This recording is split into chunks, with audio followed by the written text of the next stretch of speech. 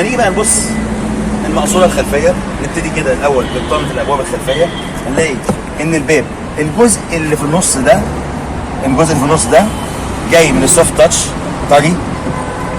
اما بقيه اجزاء الباب بلاستيك، بس مش بلاستيك برضو زي ما قلنا، مش بلاستيك جديد، بلاستيك جيد يعني. نجرب القعده في المقصوره الخلفيه، نشوف الوسع بتاعها اخباره ايه والكلام ده كله.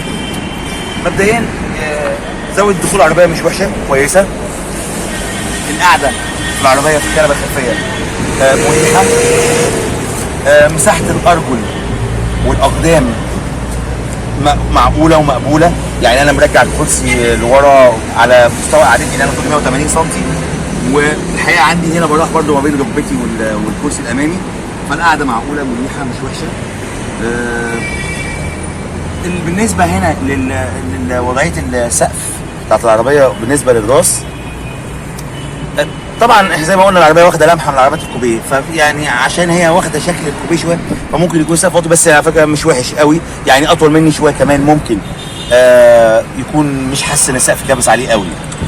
لو جينا بصينا هنا برده على نفق الفتيس، هو متوسط الحجم مش عالي قوي الحقيقه، فمش هيضايق قوي في القعده برده. وزي ما احنا شايفين برده هنا العربيه فيها فتحات تكييف خلفيه، في فتحات تكييف خلفيه هنا في العربيه، وكمان في هنا مسند الدراع، وفي 2 كاب هولدرز. مساحات التخزين في العربيه معقوله جيده، زي ما احنا شايفين كده اهو. ادي درج او زي ما بيقولوا عليه صندوق القفازات، في الكاب هولدرز اللي هنا، وطبعا في كاب هولدرز اللي ورا، وعلبه التخزين اللي خاصه بالكونسول زي ما احنا شايفين. مساحتها حلوه، بس فبشكل عام مساحه التخزين في العربيه معقوله مقبوله وكويسه.